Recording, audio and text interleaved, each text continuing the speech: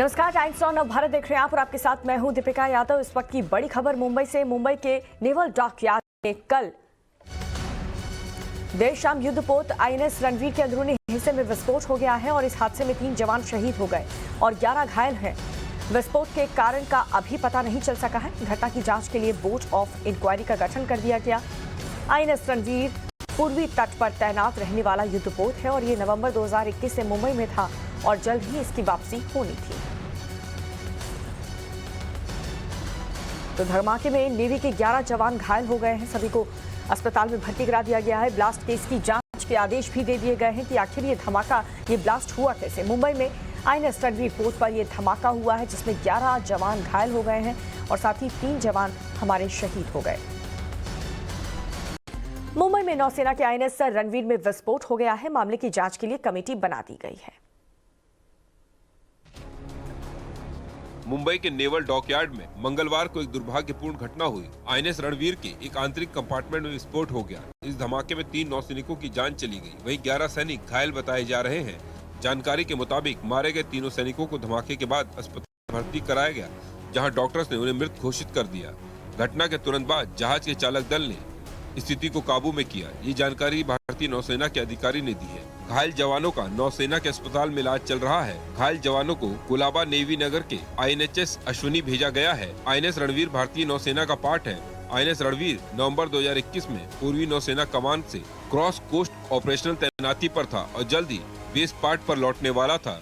मामले की जाँच के लिए बोर्ड ऑफ इंक्वायरी के आदेश दिए गए हैं। आईएनएस रणवीर में किस कारण से धमाका हुआ, इसे लेकर नौसेना की तरफ से कोई जानकारी नहीं दी गई है। धमाके की जांच के लिए भारतीय नौसेना ने कमेटी बैठा दी है जो इस बात की जांच करेगी कि ये धमाका कैसे हुआ। और पंजाब में चुनावों से पहले सियासत जारी है। ईडी ने किस तरीके से इस पूरे मामले पर चन्नी के रिश्तेदार के घर पर छापा मारा, तो इस पर सियासी घमासान अब शुरू हो चुका है। देखिए रिपोर्ट। पंजाब में ईडी ने अवैध रेत खनन के मामले में बड़े पैमाने पर छापेमारी की है। ईडी के अधिकारियों ने इस मामले में पंजाब के सीएम चरणजीत सिंह चन्नी के रिश्तेदार के घर पर भी छापेमारी की कार्रवाई की।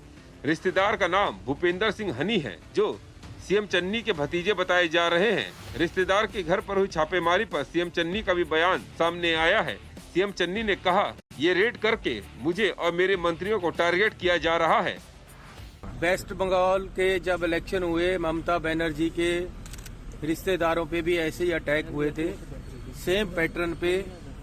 अब पंजाब में ईडी प्रेशराइज करने की कोशिश कर रही है। भूपेंद्र सिंह हनी के इस घर सहित पूरे पंजाब में 10 से 12 ठिकानों पर ईडी की रेड की गई। आरोप है भूपेंद्र ने रेत खनन के ठेके हासिल करने के लिए कथित तौर पर पंजाब रियल्टर्स नाम की एक फर्म बनाई थी। छापेमारी की एक कार्रवाई ऐसे समय हो रही है जब पंजाब में चुनाव अभियान जोरों पर है।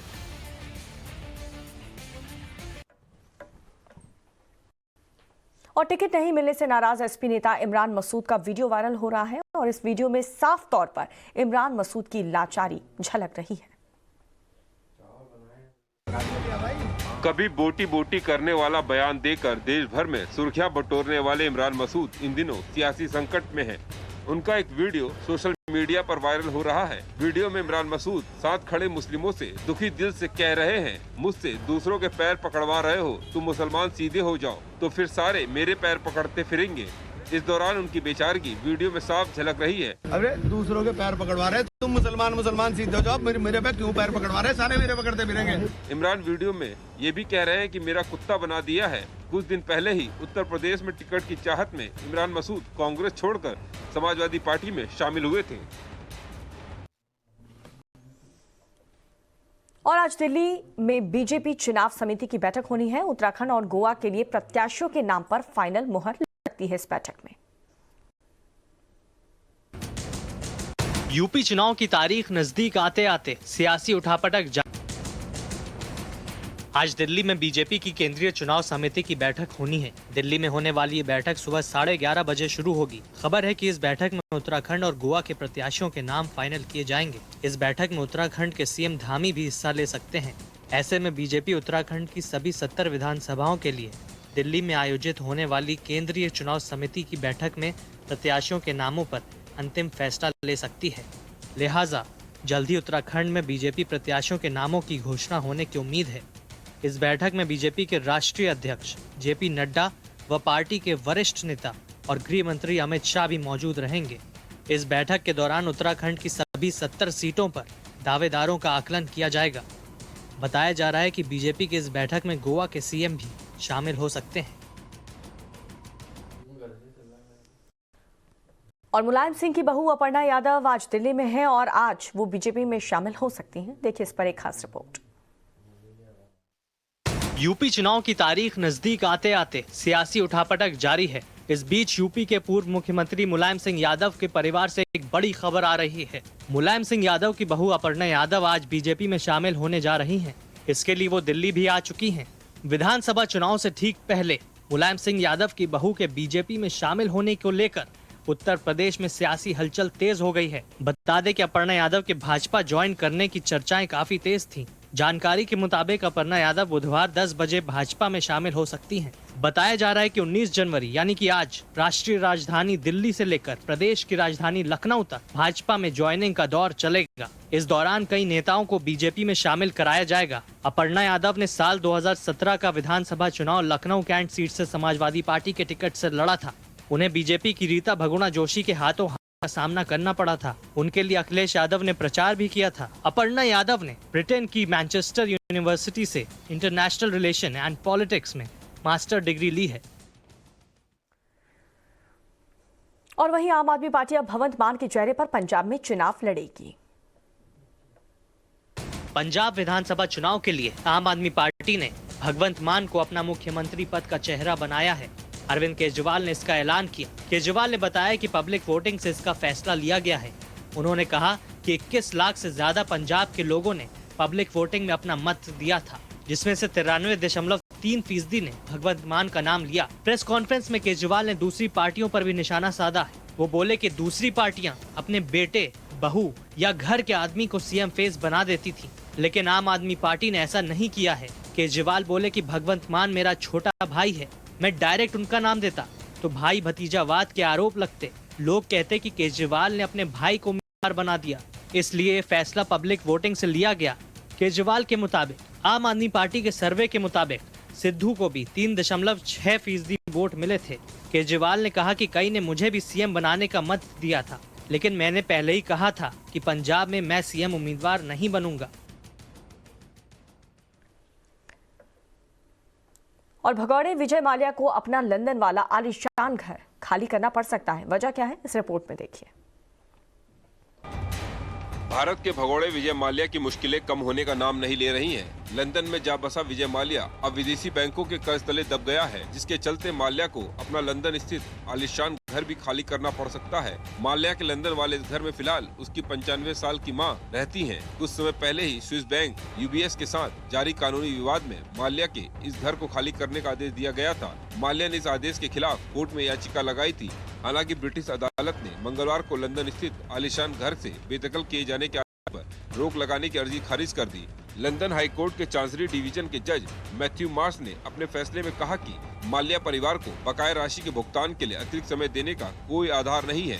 इसका मतलब है कि माल्या को इस संपत्ति से बेदखल किया जा सकता है। जानकारी के मुताबिक माल्या को स्विस बैंक को 2.04 करोड़ पाउंड का कर्ज लौटाना है। माल्या पर भारतीय बैंकों का 9,000 करोड़ रुपए कर्ज है, जिसे लेने के बाद वो देश से फरार हो गया था। माल्या के फरार होने के बाद देश में एजेंसियों ने उसकी करोड़ों की संपत्ति को भी जब्त कर दिया था। और देश में कोरोना का कहर लगातार जारी है। दिल्ली की बात करें तो कोरोना से होने वाली मौतों का जो आंकड़ा है वो बड़ा है।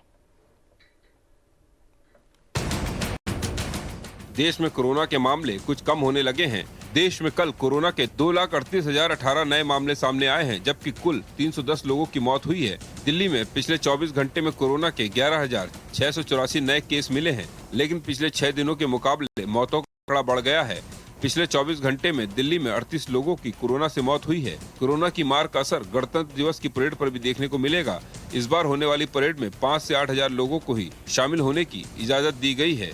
महाराष्ट्र भी बुरी तरह से कोरोना की मार झेल रहा है। महाराष्ट्र में पिछले 24 घंटे में कोरोना के 39,207 नए मामले सामने आए हैं, जबकि सिर्फ मुंबई में 6,149 नए मामले सामने आए हैं और कोरोना की वजह से 7 लोगों की मौत हुई है। केरल में कोरोना कम होने का नाम नहीं ले रहा है। यहाँ 28,481 नए संक्रमित मिले हैं, जबकि 24 घंटे में यहाँ कोरोना की वजह से 39 लोगों की मौत हुई है।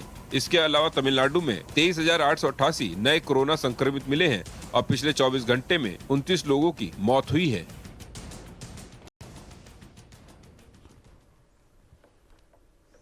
और उत्तर प्रदेश के मुख्यमंत्री योगी आदित्यनाथ आज ग्रेटर नोएडा का दौरा कर सकते हैं। उत्तर प्रदेश के मुख्यमंत्री योगी आदित्यनाथ आज ग्रेटर नोएडा आ सकते हैं। आज 3 बजे के बाद योगी आदित्यनाथ का ग्रेटर नोएडा दौरा प्रस्तावित है। मुख्यमंत्री योगी आदित्यनाथ यहां राजकीय आयुर्वेदिक संस्थान के कोविड कंट्रोल रूम का जायजा लेंगे और मरीजों को दी जा रही चिकित्सीय सुविधाओं को परखेंगे। साथ ही कोरोना वैक्सीन केंद्र का भी निरीक्षण कर लोगों से बातचीत करेंगे। अधिकारियों ने बताया कि मुख्यमंत्री कोविड कंट्रोल रूम में सीसीटीवी पर सभी वार्ड की स्थिति को देखेंगे। इसके अलावा कंट्रोल रूम के जरिए वार्ड के डॉक्टर्स, नर्स और स्टाफ को दिशा निर्देश देंगे। लगभग 15 मिनट तक मुख्यमंत्री वार्ड में भर्ती मरीजों की स्थिति और व्यवस्थाओं का जायजा लेंगे। खबर है कि योगी आदित्यनाथ सीसीटीवी और स्पीकर के माध्यम से किसी वार्ड में संक्रमितों से बातचीत और हालचाल भी ले सकते हैं। जानकारी के मुताबिक यहाँ योगी अधिकारियों से भी मुलाकात करेंगे। साथ ही सीएम योगी आदित्यनाथ कोरोना से निपटने के लिए अधिकारियों को दिशा निर्देश भी देंगे। नेताजी सुभाष चंद्र बोस की जयंती को लेकर के केंद्र और पश्चिम बंगाल सरकार में ठन गई है। नेताजी सुभाष चंद्र बोस की 125वीं जयंती पर केंद्र सरकार ने इस बार 23 जनवरी से गणतंत्र दिवस समारोह शुरू करने की घोषणा की है, लेकिन इस बार स्वतंत्रता सेनानियों पर आधारित पश्चिम बंगाल की प्रस्तावित झांकी को गणतंत्र दिवस परेड में शामिल होने की मंजूरी नहीं मिली, जिसके बाद मुख्यमंत्री ममता बनर्जी केंद्र सरकार से नाराज हो गईं और पीएम मोदी को चिट्ठी लिख दी, जिसमें उन्होंने फैसले पर आश्चर्य जताते हुए झांकी को बिना कोई कारण बताते रिजेक्ट करने पर खुद को आहत बताया। ममता बनर्जी ने चिट्ठी में लिखा कि प्रस्तावित झांकी नेताजी सुभाष चंद्र बोस और उनकी आईएनए की 125वीं जयंती पर उनके योगदान की स्मृति में थी। ऐसे में इस झांकी को परेड में शामिल किया जाना चाहिए था और चिट्ठी लिखकर ममता बनर्जी ने पीएम मोदी से हस्तक्षेप की मांग की, जिसके बाद केंद्र सरकार ने ममता बनर्जी की चिट्ठी का जवाब दिया और ममता ने इस मुद्दे को क्षेत्रीय अस्मिता और राज्य के लोगों के अपमान से जोड़ दिया। नमस्कार, आपके साथ मैं हूं दीपिका यादव। वक्त हो चला है सुपर 30 का, जिसमें सबसे पहले आज की बड़ी खबरों पर एक नजर डालते हैं। मुंबई के नेवल डॉकयार्ड में मंगलवार को एक दुर्भाग्यपूर्ण घटना हुई। आईएनएस रणवीर के एक आंतरिक कंपार्टमेंट में विस्फोट हो गया। इस धमाके में 3 नौसैनिकों की जान चली गई, वहीं 11 सैनिक घायल बताए जा रहे हैं। जानकारी के मुताबिक मारे गए तीनों सैनिकों को धमाके के बाद अस्पताल में भर्ती कराया गया, जहां डॉक्टर्स ने उन्हें मृत घोषित कर दिया। घटना के तुरंत बाद जहाज के चालक दल ने स्थिति को काबू में किया। ये जानकारी भारतीय नौसेना के अधिकारी ने दी। घायल जवानों का नौसेना के अस्पताल में इलाज चल रहा है। घायल जवानों को कुलाबा नेवी नगर के INHS अश्विनी भेजा गया है। भारत के भगोड़े विजय माल्या की मुश्किलें कम होने का नाम नहीं ले रही हैं। लंदन में जा बसा विजय माल्या अब विदेशी बैंकों के कर्ज तले दब गया है, जिसके चलते माल्या को अपना लंदन स्थित आलीशान घर भी खाली करना पड़ सकता है। माल्या के लंदन वाले इस घर में फिलहाल उसकी 95 साल की मां रहती हैं। कुछ समय पहले ही स्विस बैंक UBS के साथ जारी कानूनी विवाद में माल्या के इस घर को खाली करने का आदेश दिया गया था। माल्या ने इस आदेश के खिलाफ कोर्ट में याचिका लगाई थी। हालांकि ब्रिटिश अदालत ने मंगलवार को लंदन स्थित आलीशान घर से बेदखल किए जाने के आदेश पर रोक लगाने की अर्जी खारिज कर दी। एंट्रिक्स देवास डील को लेकर बीजेपी ने कांग्रेस पर हमला किया है। बीजेपी ने इस डील को राष्ट्रीय सुरक्षा के खिलाफ बताया। सुप्रीम कोर्ट ने देवास मल्टीमीडिया के मामले में national company law appellate tribunal के फैसले को बरकरार रखा है, जिसके बाद वित्त मंत्री निर्मला सीतारमण ने कहा, देवास मल्टीमीडिया का सौदा धोखाधड़ी का था और यूपीए सरकार के कार्यकाल में संसाधनों का सिर्फ दुरुपयोग किया गया। यूपीए सरकार के समय 2011 में ये सौदा रद्द किया गया था। एनक्लैट ने देवास मल्टीमीडिया बंद करने को कहा। पंजाब में ईडी ने अवैध रेत खनन के मामले में बड़े पैमाने पर छापेमारी की है। ईडी के अधिकारियों ने इस मामले में पंजाब के सीएम चरणजीत सिंह चन्नी के रिश्तेदार के घर पर भी छापेमारी की कार्रवाई की। रिश्तेदार का नाम भूपेंद्र सिंह हनी है, जो सीएम चन्नी के भतीजे बताए जा रहे हैं। रिश्तेदार के घर पर हुई छापेमारी पर सीएम चन्नी का भी बयान सामने आया है। सीएम चन्नी ने कहा, ये रेड करके मुझे और मेरे मंत्रियों को टारगेट किया जा रहा है। नेताजी सुभाष चंद्र बोस की 125वीं जयंती पर केंद्र सरकार ने इस बार 23 जनवरी से गणतंत्र दिवस समारोह शुरू करने की घोषणा की है, लेकिन इस बार स्वतंत्रता सेनानियों पर आधारित पश्चिम बंगाल की प्रस्तावित झांकी को गणतंत्र दिवस परेड में शामिल होने की मंजूरी नहीं मिली, जिसके बाद मुख्यमंत्री ममता बनर्जी केंद्र सरकार से नाराज हो गईं और पीएम मोदी को चिट्ठी लिख दी, जिसमें उन्होंने फैसले पर आश्चर्य जताते हुए झांकी को बिना कोई कारण बताते रिजेक्ट करने पर खुद को आहत बताया। केंद्र सरकार ने हाल ही में आईएएस कैडर नियमावली 1954 में संशोधन का प्रस्ताव रखा है। इसे लेकर अब पश्चिम बंगाल की ममता बनर्जी सरकार ने सख्त रुख अपनाया है। बंगाल सीएम ने इसे लेकर पीएम मोदी को एक चिट्ठी लिखी है। इसमें ममता ने आईएएस कैडर नियमावली 1954 में संशोधन संबंधी केंद्र के फैसले पर कड़ी आपत्ति जताई है। साथ ही में मांग की है कि प्रस्ताव तुरंत वापस लिया जाए। हिंदुस्तान 26 जनवरी को अपना 73वां गणतंत्र दिवस मनाने जा रहा है। इसको लेकर दिल्ली में तैयारियां जोरों पर हैं। इस बार की 26 जनवरी का जश्न दिव्य और भव्य तरीके से मनाया जाएगा। उत्सव ऐसा होगा जैसा अब तक नहीं हुआ। देश आजादी का 75वां साल पूरा होने पर आजादी का अमृत महोत्सव मना रहा है। इस गणतंत्र दिवस समारोह के दौरान 75 विमानों के साथ अब तक का सबसे भव्य फ्लाई पास दिल्ली के राजपथ में आयोजित किया जाएगा। इन 75 विमानों में 5 राफेल भी शामिल होंगे। और अब वक्त है राजनीति से जुड़ी कुछ खबरें जानने का। यूपी चुनाव की तारीख नजदीक आते आते सियासी उठापटक जारी है। इस बीच यूपी के पूर्व मुख्यमंत्री मुलायम सिंह यादव के परिवार से एक बड़ी खबर आ रही है। मुलायम सिंह यादव की बहू अपर्णा यादव आज बीजेपी में शामिल होने जा रही हैं। इसके लिए वो दिल्ली भी आ चुकी हैं। विधानसभा चुनाव से ठीक पहले मुलायम सिंह यादव की बहू के बीजेपी में शामिल होने को लेकर उत्तर प्रदेश में सियासी हलचल तेज हो गई है। बता दें कि अपर्णा यादव के भाजपा ज्वाइन करने की चर्चाएं काफी तेज थीं। जानकारी के मुताबिक अपर्णा यादव बुधवार 10 बजे भाजपा में शामिल हो सकती हैं। आज दिल्ली में बीजेपी की केंद्रीय चुनाव समिति की बैठक होनी है। दिल्ली में होने वाली ये बैठक सुबह 11:30 बजे शुरू होगी। खबर है कि इस बैठक में उत्तराखंड और गोवा के प्रत्याशियों के नाम फाइनल किए जाएंगे। बैठक में उत्तराखंड के सीएम धामी भी हिस्सा ले सकते हैं। ऐसे में बीजेपी उत्तराखंड की सभी 70 विधानसभाओं के लिए दिल्ली में आयोजित होने वाली केंद्रीय चुनाव समिति की बैठक में प्रत्याशियों के नामों पर अंतिम फैसला ले सकती है। लिहाजा जल्द ही उत्तराखंड में बीजेपी प्रत्याशियों के नामों की घोषणा होने की उम्मीद है। पंजाब विधानसभा चुनाव के लिए आम आदमी पार्टी ने भगवंत मान को अपना मुख्यमंत्री पद का चेहरा बनाया है। अरविंद केजरीवाल ने इसका ऐलान किया। केजरीवाल ने बताया कि पब्लिक वोटिंग से इसका फैसला लिया गया है।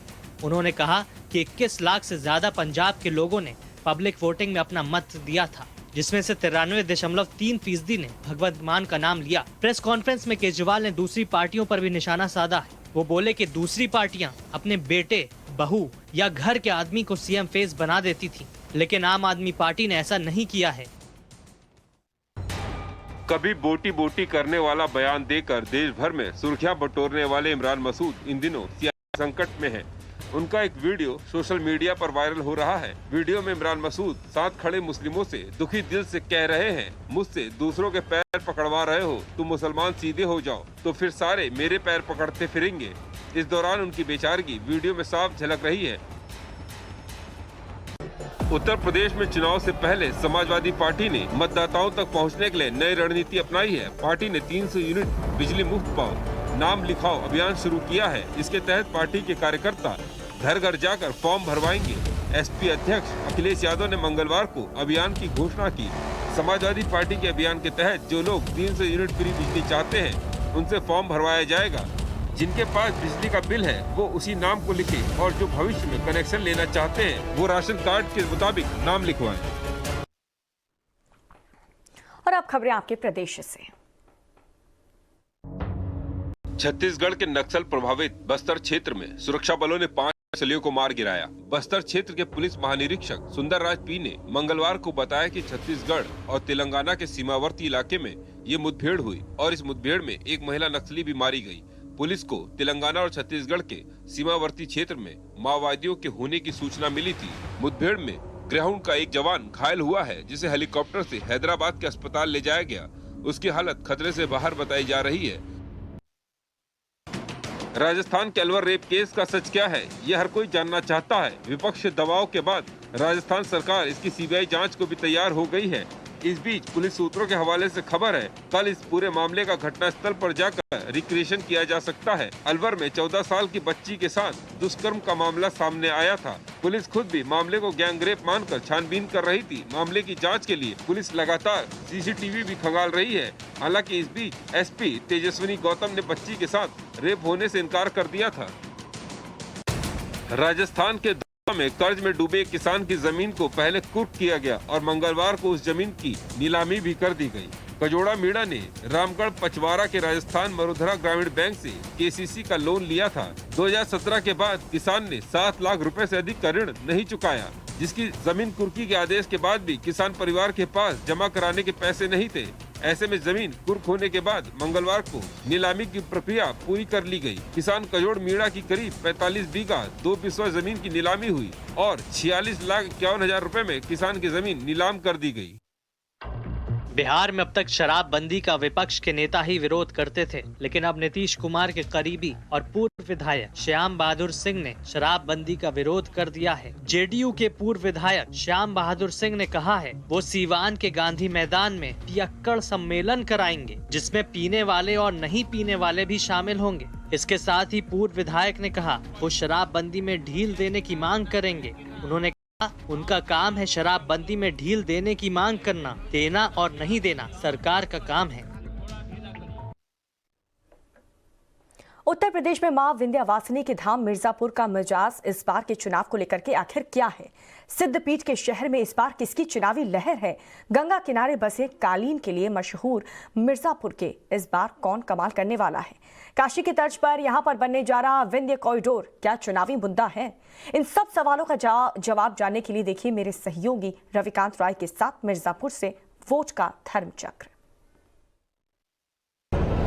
सब कहते हैं गद्दारों ने लूट लिया, भारत को पहरेदारों ने लूट लिया। महज थोड़ी सी बची थी उसको भी आती जाती सरकारों ने लूट लिया। पहले एक अच्छा इंसान बनिए, बाद में हिंदू मुसलमान।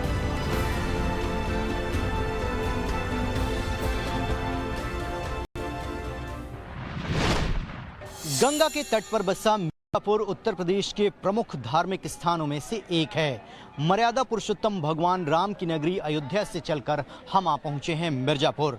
नमस्कार, मैं हूं रविकांत राय और आप देख रहे हैं वोट का धर्मचक्र। और वोट के धर्मचक्र में आज बात होगी मिर्जापुर की और ये जानने का प्रयास करेंगे कि इस बार मिर्जापुर में धर्म कैसे सियासत को प्रभावित कर रहा है। साथ ही आपको ये भी बताएंगे कि मिर्जापुर में कौन कौन से वो मुद्दे हैं जो इस बार के विधानसभा चुनाव में अहम रहने वाले हैं।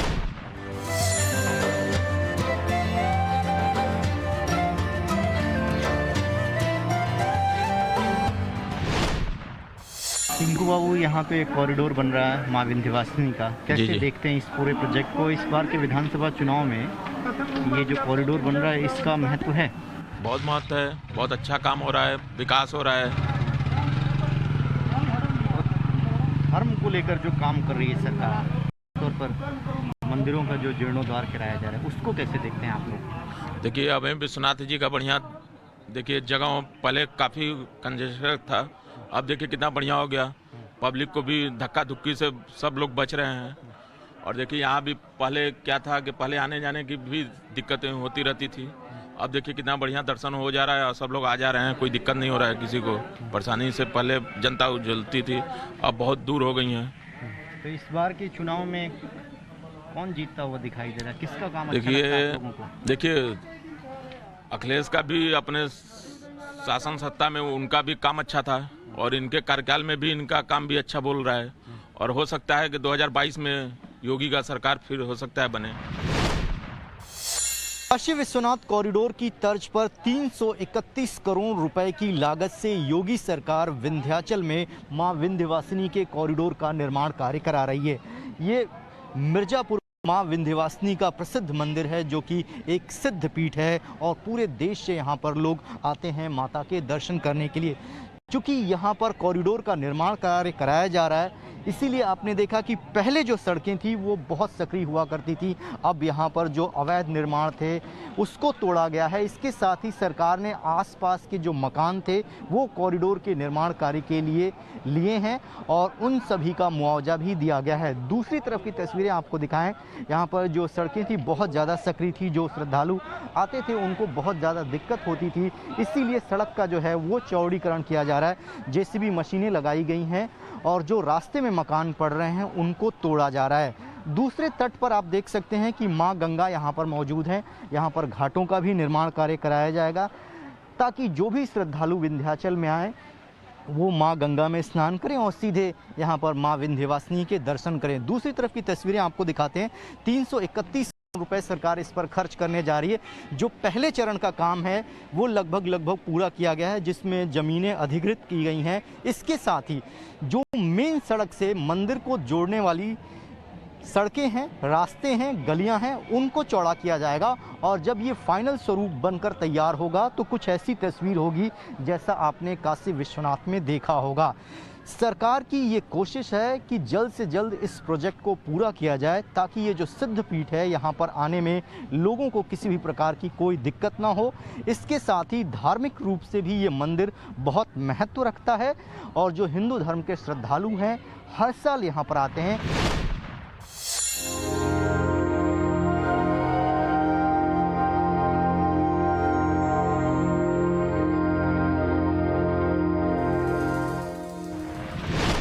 जीवनदायिनी मां गंगा के तट पर बसा मिर्जापुर और यहां का विश्वविख्यात मंदिर मां विंध्यवासिनी का मंदिर न सिर्फ देश से बल्कि पूरी दुनिया से लोग यहां पर आते हैं दर्शन करने के लिए, क्योंकि मां विंध्यवासिनी का जो मंदिर है वो एक सिद्ध पीठ है।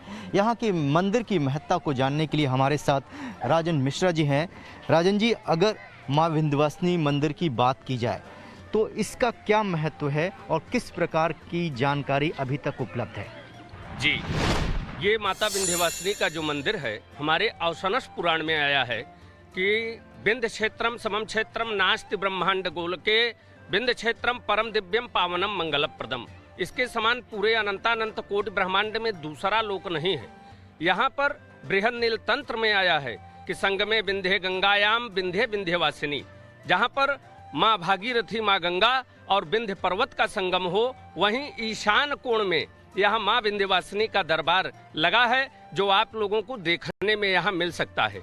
यही वो जगह है जहाँ पर चार देवी चार तरफ मुख करके पूरे ब्रह्मांड की रक्षा कर रही हैं।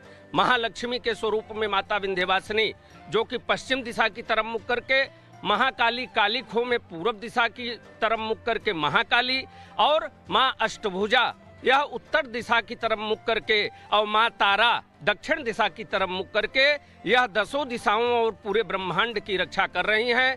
इसलिए यहाँ की महत्ता और बढ़ जाती है, क्योंकि पूरे ब्रह्मांड में अगर त्रिकोण की कहीं व्यवस्था है तो यहीं विंध्याचल में है। जय माँ विंध्यवासिनी।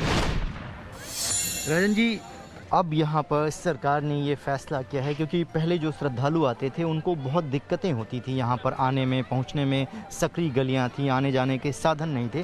तो जिस तरीके से काशी विश्वनाथ कॉरिडोर का डेवलपमेंट किया गया, काशी विश्वनाथ कॉरिडोर को भव्य बनाया गया, ठीक उसी तर्ज पर यहाँ पर विंध्य कॉरिडोर की परिकल्पना है और यहाँ पर उसको डेवलप किया जा रहा है। विंध्य कॉरिडोर के बन जाने से मिर्जापुर और ख़ासतौर पर जो धार्मिक श्रद्धालु आते हैं उनको कितना फ़ायदा पहुंचने वाला है? जी जी, ये जो विंध्य कॉरिडोर यहाँ बन रहा है, यह हम ये मानते हैं कि यह भगवती की बड़ी असीम कृपा है जो यहाँ का यह नवीनीकरण होने जा रहा है। हमारे प्रदेश के माननीय मुख्यमंत्री योगी जी महाराज जी के द्वारा यहाँ पर जो विंध्य कॉरिडोर बन रहा है, इसमें कोई चीज़ का अगर निर्माण होता है तो हम सभी को कुछ न कुछ कष्टों का सामना निश्चित रूप से करना पड़ता है, लेकिन वो तो एक अलग की बात है। यहाँ विंध्य कॉरिडोर बन जाने से यहाँ का पर्यटन स्थल, यहाँ का सौंदर्यीकरण का जो बढ़ावा मिलेगा, जो यहाँ की पब्लिसिटी बढ़ेगी और यहाँ जो भक्तों का हुजूम एक आएगा, जैसा कि आपने काशी कॉरिडोर में देख रहे हैं, तो यहाँ बड़ा ही दिव्यवत होने जा रहा है और निकट भविष्य में यहाँ बहुत ही अच्छा होगा। और माँ विंध्यवासिनी की कृपा से इस कॉरिडोर का जो निर्माण है, जो कि नक्शा बना है, उसके तहत बहुत ही दिव्यवत होगा। तो चलिए, बहुत ही अद्भुत और अकल्पनीय जगह है। गंगा के तट पर बसा ये मिर्ज़ापुर और यहाँ का विंध्याचल मंदिर, जो राजनीतिक जगत की हस्तियाँ हैं, हर व्यक्ति अगर मिर्ज़ापुर के आसपास है तो यहाँ विंध्याचल के मंदिर में ज़रूर आता है माँ से प्रार्थना करने के लिए, ताकि उनको चुनाव में विजय मिले। तो यहाँ की जनता क्या सोचती है इस बार के चुनाव में, यहाँ पर कौन से मुद्दे हैं और धर्म कैसे यहाँ के इस चुनाव को प्रभावित कर रहा है, ये जानने का प्रयास करेंगे। धार्मिक स्थानों का जीर्णोद्धार कराया जा रहा है। अगर मिर्ज़ापुर के डेवलपमेंट की बात करें तो मौजूदा सरकार ने काम किया है सड़कों का। हाँ, बिल्कुल बिल्कुल किया है। इसलिए कहा जा सकता है कि जो अमृत योजना है, सड़कों का हाल आप अभी जैसे प्रेजेंट टाइम में देख सकते हैं, लेकिन अमृत योजना का जो कार्य चल रहा है तो वजह से सड़कें तुरंत में नहीं बनाई जा सकती हैं। अभी हमारे बनारस जाते वक्त आप देखिएगा हाईवे वगैरह NH भी है, तो सब फर्स्ट क्लास रोड पे तो काफ़ी अच्छा काम अटल जी के समय से भी हुआ, मोदी जी के भी समय से हुआ, योगी जी ने भी किया। ऐसा इस बार कौन जीतता हुआ मिर्ज़ापुर से? नहीं, यहाँ तो विधायक जी रत्नाकर मिश्रा जी यहाँ के तो हीरो रहे हैं मिर्ज़ापुर जिले के, एकदम ऐसा नहीं है। तो बीजेपी का पलड़ा भारी है अभी। बिल्कुल बिल्कुल, यहाँ से तो कोई डाउट ही नहीं रहना चाहिए। पहले भी मिर्ज़ापुर आए होंगे और अभी आए हैं माता के दरबार में, क्या कुछ बदलाव आपको दिखा? इसमें बहुत परिवर्तन, जो कॉरिडोर वगैरह बना रहे हैं, पहले तो कुलियों से होकर के माता जी के दरबार में जाना होता था। दो व्यक्ति एक साथ में नहीं जा सकते थे, इतनी सकरी कुलियाँ थी। अब तो ऐसी रास्ता बन चुकी है कि आप 4 व्हीलर भी लेके आराम से पूरे चारों तरफ चक्कर लगा सकते हो। बढ़िया स्थान है और आने वाले समय में ऐसा लग रहा है कि बहुत अच्छा डेवलपमेंट होगा। आपको लगता है कि उत्तर प्रदेश में विधानसभा के इस बार चुनाव भी हैं और जिस तरीके से मौजूदा सरकार जो हिंदू धर्म के स्थान हैं, मंदिर हैं, उनका विकास कर रही है, तो धर्म भी एक फैक्टर है? धर्म को लेकर जो काम किया जा रहा है वो भी एक मुद्दा होना है या होना चाहिए? नहीं, मैं जहाँ तक समझ रहा हूँ इस बात को कि धर्म तो हर किसी का अपना अपना है।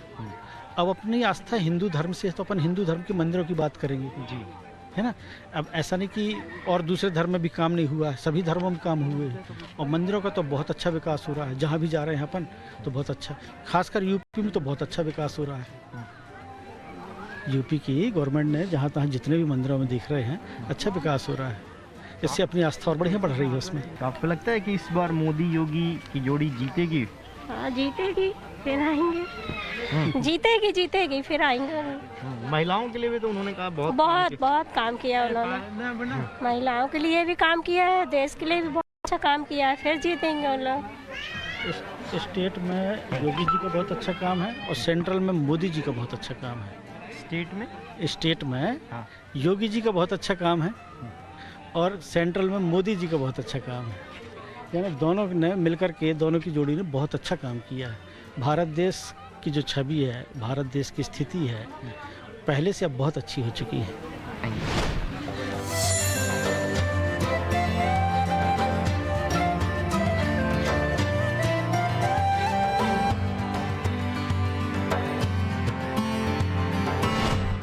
धर्मचक्र में हम आ पहुंचे हैं विंध्याचल, और विंध्याचल में मां तारा देवी का ये मंदिर है, ये शक्तिपीठ है और कहा जाता है कि पूरे ब्रह्मांड में भी ऐसा स्थान नहीं है जितना पवित्र स्थान ये है। सबकी मनोकामना यहाँ पर पूर्ण होती है। ये एक शक्तिपीठ है और वर्तमान में चूंकि विधानसभा के चुनाव वाले हैं, ऐसे में कोई भी बड़ा राजनेता ऐसा नहीं होगा जो अपनी मनोकामना को लेकर यहाँ पर आया ना हो मां तारा देवी के मंदिर पर। यहाँ पर हिंदुस्तान के तमाम दिग्गज लोग आते हैं, चुनाव के वक्त में भी, उससे पहले भी, और उनको ये लगता है कि यहाँ पर पूजा करने के बाद मां उनकी मनोकामना पूर्ण करेंगी और उनको चुनाव में जीत मिलेगा। इस मंदिर के जो पुजारी हैं वो हमारे साथ हैं, उनसे पूछते हैं कि कौन कौन से लोग अब तक यहाँ पर आ चुके हैं। पुजारी जी, चुनाव के वक्त में बहुत सारे लोग आते हैं, कुछ बड़े लोग जो यहाँ पर आए हों जिनकी मनोकामना मां ने पूर्ण किया हो?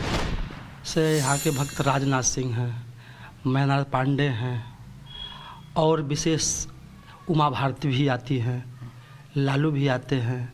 तो बड़े बड़े नेता लोग जब भी उनकी इच्छा होती है तो माँ के दरबार में विशेषता आएंगे, पूजा पाठ करेंगे, अच्छे से बैठ के श्रृंगार पूजा आरती भगवती का और नींबू आबू का अपन बलि उली करेंगे और अपनी मनोकामनाओं को अपनी अर्जी माँ से लगाते हैं और वो आज फिर लगा के जाएंगे। अब बोल के जाएंगे माँ तो जा तो रहे हैं, हमारा ध्यान देना, जब हम बनेंगे तो फिर आएंगे, बनते हैं तो फिर आते हैं माँ के चरण में अपना पूजा पाठ फिर करवाते हैं।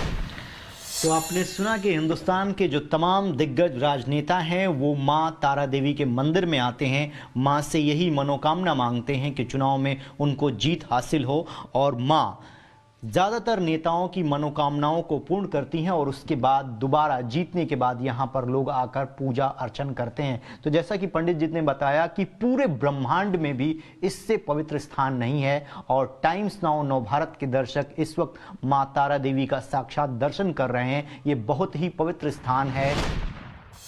भारतीय राजनीति और इस मंदिर का एक गहरा नाता रहा है। भारतीय राजनीति में अब तक जितने दिग्गज नेता हैं, हर नेता यहाँ पर आता है और माँ तारा शक्ति पीठ में आकर यहाँ पर पूजा अर्चन करता है, नमन करता है। कहा यह जाता है कि चुनाव से ठीक पहले जितने भी बड़े नेता हैं वो माँ के दरबार में हाजिरी लगाते हैं और यहाँ पर जीत की मनोकामना मानते हैं। वर्तमान में अगर बात की जाए तो डिफेंस मिनिस्टर राजनाथ सिंह, महेंद्र नाथ पांडे, अमित शाह और कांग्रेस पार्टी के तमाम बड़े नेता यहाँ पर आते हैं, पूजा अर्चन करते हैं और उनकी यही मनोकामना होती है कि चुनाव में उनको माता विजय दिलाएं। और बहुत बार ऐसा देखा गया है कि जो भी यहाँ पर नेता आए हैं, माँ ने उनकी मनोकामना पूर्ण की है।